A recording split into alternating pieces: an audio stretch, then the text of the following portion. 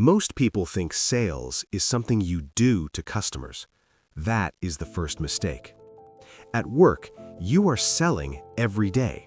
You sell your ideas, you sell your priorities, you sell your reputation. And here is the brutal truth. You can be right, you can be talented, you can work harder than everyone, and still lose. Because the winner is often the person who controls attention, frames the story, and makes yes feel safe. Now imagine two minds watching your workplace. Steve Jobs, a master of desire, and Machiavelli, a master of power. One makes people want, the other makes people move. And if you understand both, you stop hoping for recognition, you start engineering it. Here is why you should watch this video to the end. Because in the next minutes, you will get a practical playbook. You will learn how Apple built obsession, how Jobs turned simple products into belief, and how Machiavelli would operate inside a company like Apple to gain influence without looking desperate. You will take away tools you can use immediately to pitch any idea in a way that gets approval, to position yourself so people trust you faster, to create a clear personal brand at work, to make your results visible without acting arrogant, and to stop being the hardest worker who gets overlooked. If you have ever felt ignored in meetings, if your ideas get stolen, or if promotions always go to someone louder, this episode is for you. Let's start.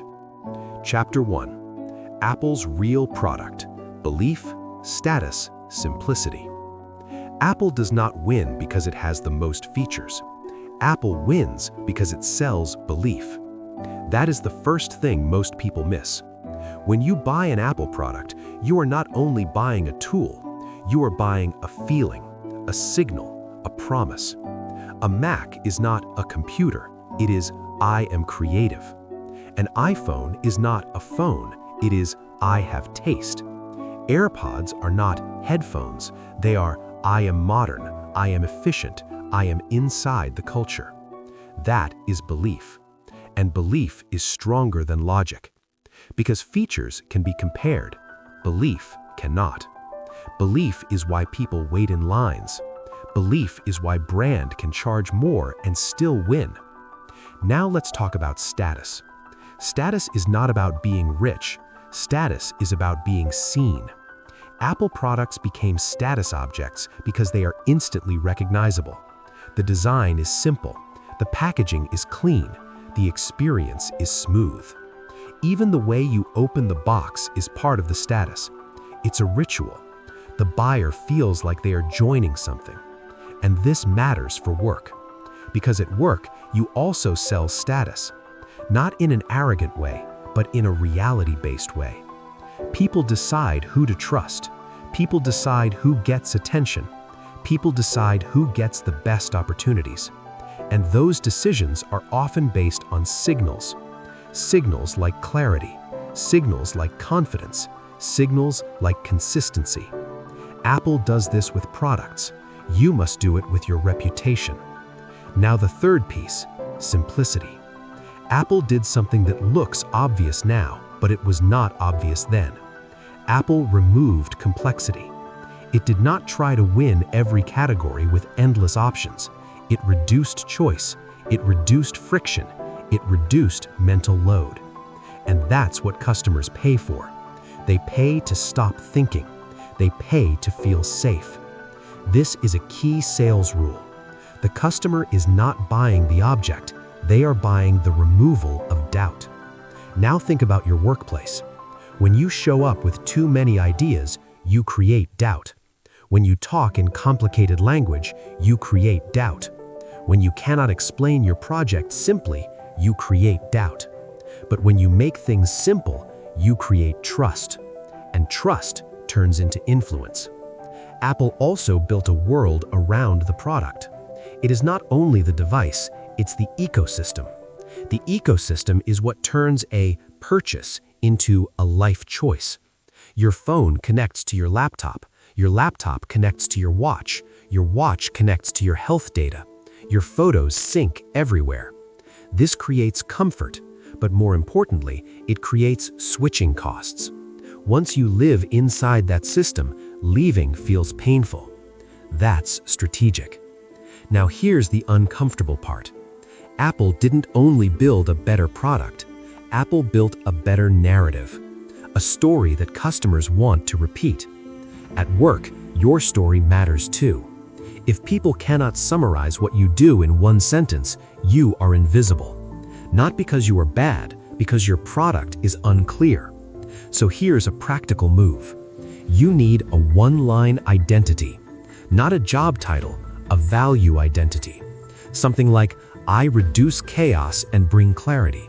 I turn leads into revenue. I fix broken systems fast. I make customers stay. This is your belief. And if you repeat it, your environment will learn it. Apple did not become Apple overnight. It was built through consistency. Same design language, same messaging, same premium tone. Consistency creates trust. In the workplace, consistency is what turns you into the person people call, the person people quote, the person people trust with important things. And that's why the Apple's real product is the perfect lesson. Because the workplace is not a meritocracy. It's a marketplace of attention, a marketplace of trust, a marketplace of perception. If you want to win, you must understand what you are really selling. You are selling belief. You are selling status signals, and you are selling simplicity. Now, in the next chapter, we'll go deeper. We'll break down how Steve Jobs did this in real life, not with random motivation, with a persuasion engine, a system, story, focus, and theater. Chapter 2. Jobs' Persuasion Engine. Story, focus, theater. Steve Jobs was not just a great speaker. He was a builder of attention. And attention is the first step of sales. No attention, no sale. No attention, no buy-in. No attention, no promotion. Jobs used a persuasion engine. It had 3 parts: story, focus, theater. Let's start with story. Jobs rarely started with specs. He started with a problem. He would describe the frustration, the pain, the awkward experience people accepted as normal. Then he would create tension. He would make you feel the gap between what exists and what should exist. And then he would release the tension with a simple solution. That is storytelling. And storytelling is the oldest sales tool in human history, because the brain remembers stories, not data. Now, look at your workplace. Most people present like this. Here are the details. Here are the tasks. Here are the steps. Jobs would never do that first. He would say, here is what is broken. Here is why it matters. Here is what it costs us. And here is the clean fix. That structure alone can double your influence because it turns your work into meaning. Now, focus. Jobs was ruthless about focus. He cut products, he cut options, he cut teams, he cut features. Not because he hated creativity, because he understood a simple truth. Focus creates force. If your energy is split, your results are weak. If your message is split, your impact is weak. Jobs forced clarity, and clarity is power. In a company, people do not follow the best idea. They follow the clearest idea. Clear feels safe. Clear feels confident. Clear feels inevitable. Now, apply it. When you pitch an idea, do not pitch 10. Pitch 1 main idea and 2 supporting points. When you give an update, do not give a long list. Give 3 bullets: impact, risk, next step. When you write an email, do not write a wall of text. Write a short decision path. What we want to do, why, what I need from you. This is Jobs' focus translated into work. Now, theater. Some people misunderstand this part. They think Jobs was performing. Yes, but not for ego. He was staging understanding. Theater is not fake. Theater is packaging. It is the craft of making the message land. Jobs used pacing. He used pauses. He used contrast. He used simple slides. He used clean visuals. He built anticipation. Then he delivered the reveal. And he understood that the audience needs emotional rhythm. Surprise, relief, excitement, confidence. That is what makes people say yes. Now, at work, you do not need a stage, but you do need presentation. You need a moment, because meetings are stages. A meeting is a small theater, and the person who controls the room often wins the room. So here's the Jobs play. When you speak, slow down. Use short sentences. Name the problem clearly. Then show the solution. Then show proof. Then ask for a decision. That is theater, and it is extremely effective. Now, here's what made Jobs special. He combined all three. Story gave meaning, focus gave clarity, theater gave attention. This is why Apple launches felt inevitable. Not because the product was magic, because the belief was engineered. Now, Machiavelli enters the story. Because Jobs built desire, but Machiavelli would ask a different question. Not, how do we persuade? He would ask, who controls the rules? Who controls the alliances? Who controls the outcomes? That's where we go next. Because Apple is not only a marketing masterclass, it is also a power masterclass. And once you understand that, you can use it ethically. To stop being overlooked, to stop being underpaid, and to start moving your career with intention. Chapter 3.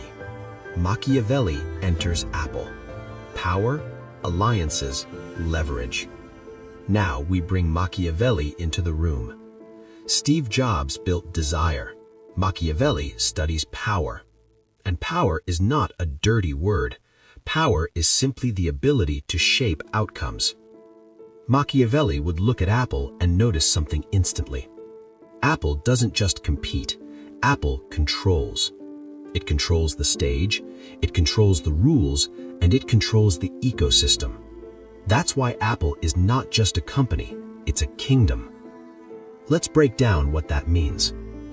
First, power through rules.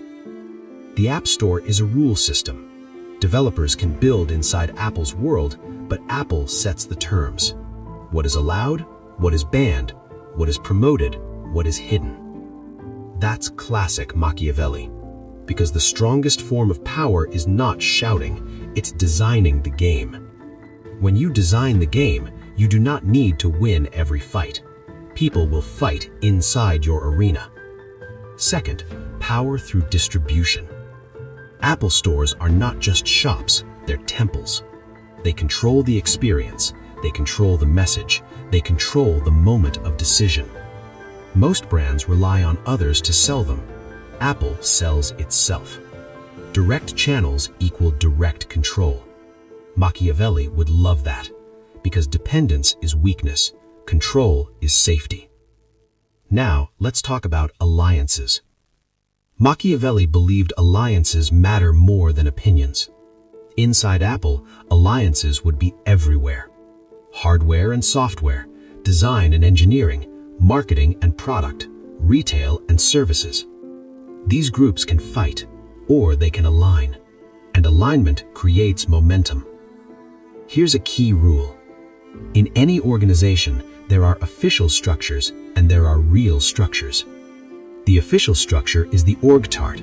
The real structure is who influences who. Machiavelli would map the real structure. He would ask, who does leadership listen to? Who controls the narrative? Who has the ear of the decision maker?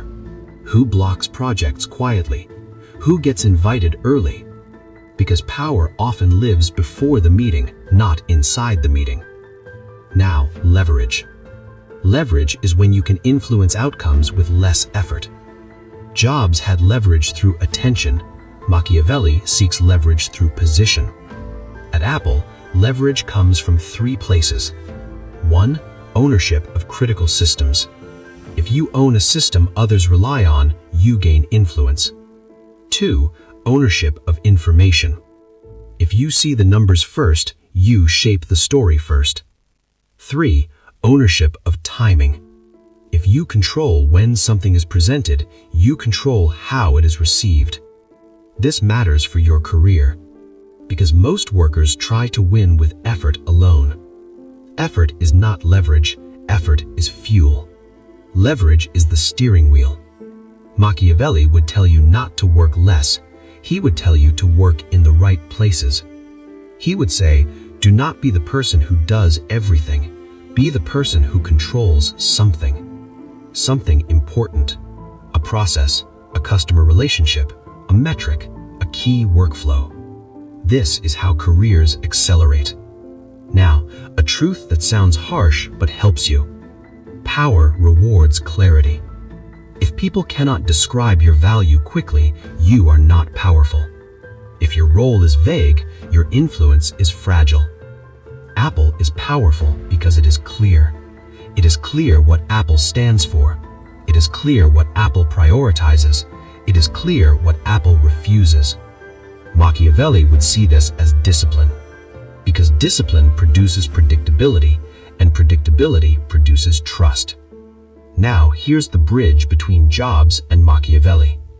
Jobs creates belief. Machiavelli creates structure. Belief makes people want. Structure makes people stay. That's the full machine. And it is not only for companies, it's for you. In the next chapter, we translate this into sales. Not sales as in pushing, sales as in positioning. How do you get people to choose you?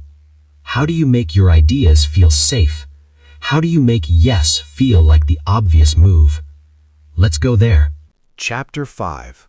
Marketing Lessons from Apple. Identity, Enemies, Rituals. Marketing is not ads. Marketing is identity. Apple does not market products. Apple markets a tribe. A tribe is a group that shares meaning. Apple's tribe is built on 3 engines: identity, enemies, rituals. First, identity.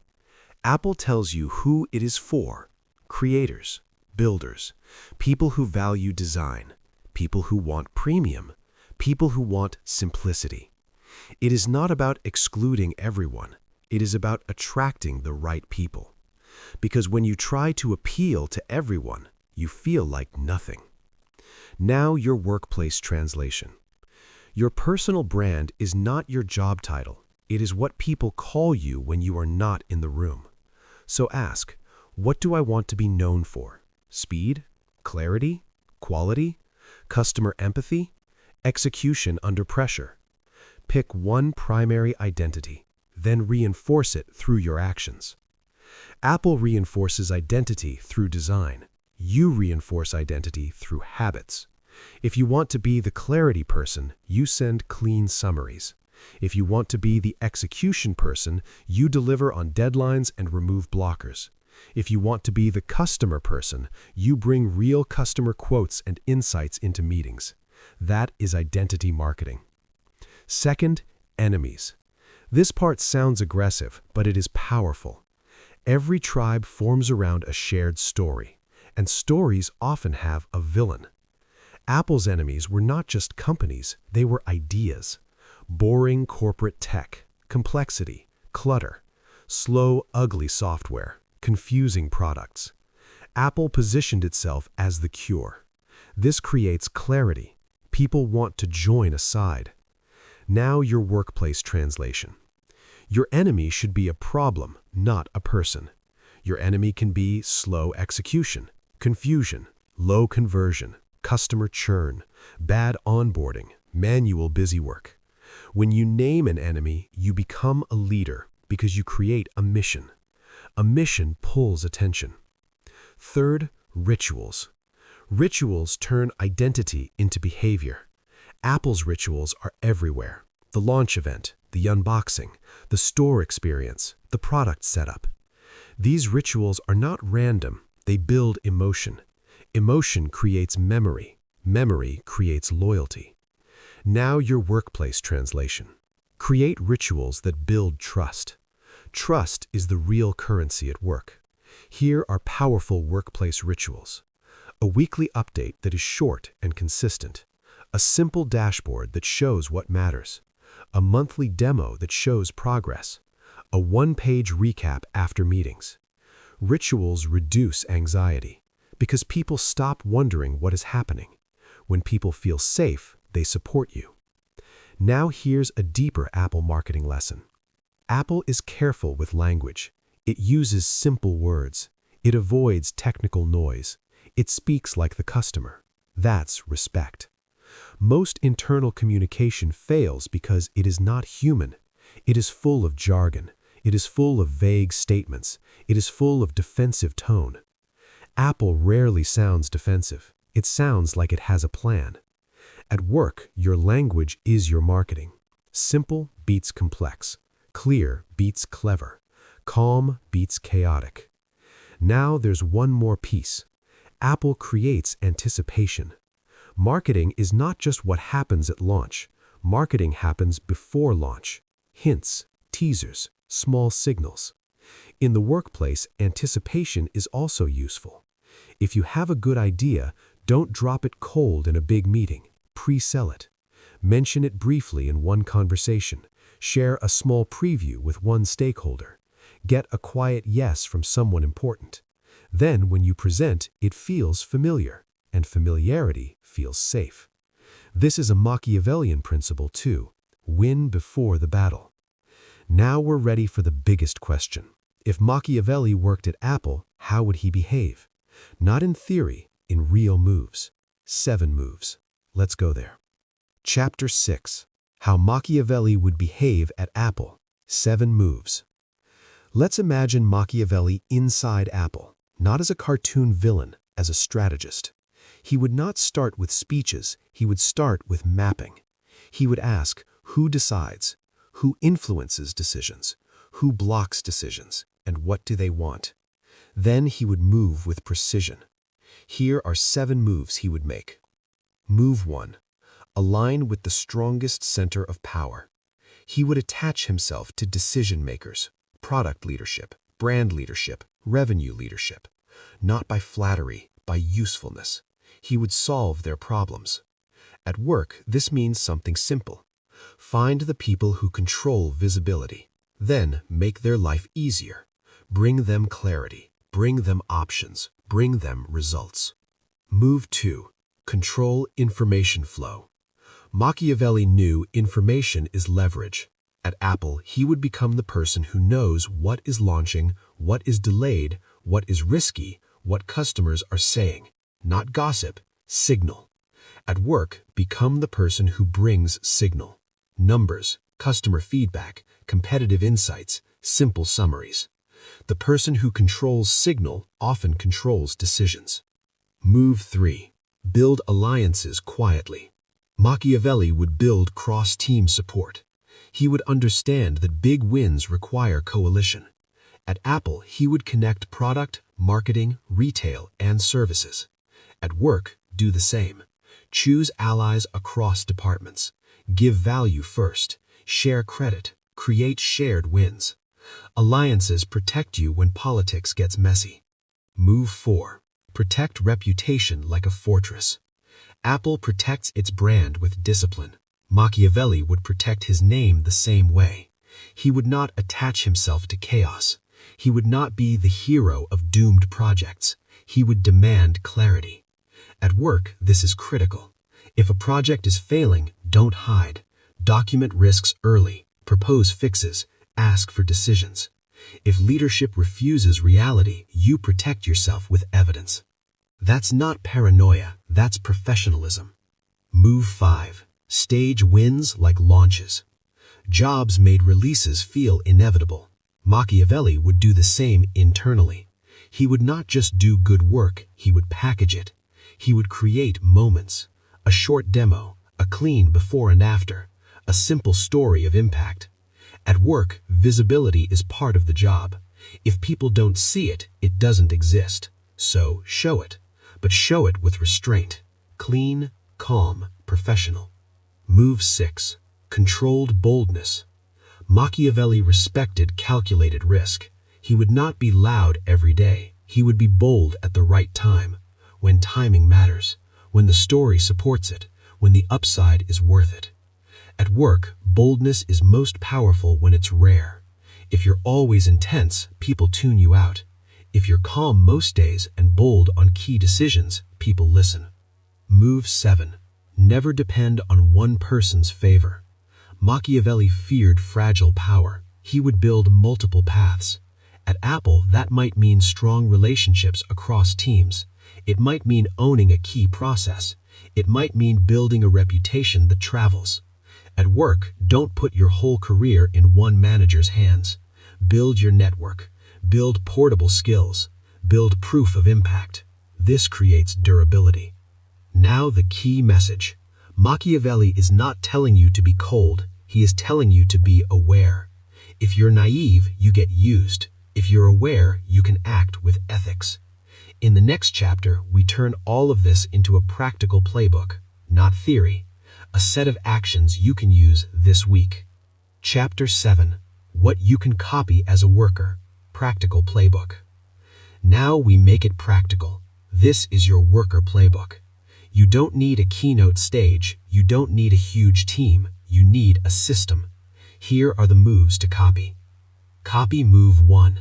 Sell outcomes, not effort. Most people sell effort. I worked hard. I stayed late. I handled everything. That's not persuasive.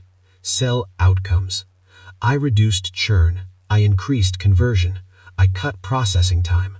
I removed risk. If you don't have metrics, create simple ones. Time saved, errors reduced, tickets closed, leads converted, customer complaints lowered. Outcome language changes how people see you. Copy move 2. Build a one-line positioning statement. Use this sentence. I help X achieve Y by doing Z. Write it, say it, repeat it. Then align your tasks to it. If your tasks don't match your positioning, your brand becomes messy. Copy move 3. Use the job's presentation structure. Every time you speak in a meeting, use this. Here's the problem. Here's why it matters. Here's the simple solution. Here's proof. Here's the next step. Then ask for a decision. Can we approve this today? Can we move forward by Friday? Can I start the pilot this week? Don't end with any thoughts. End with a clear ask. Copy move 4. Pre-sell your idea.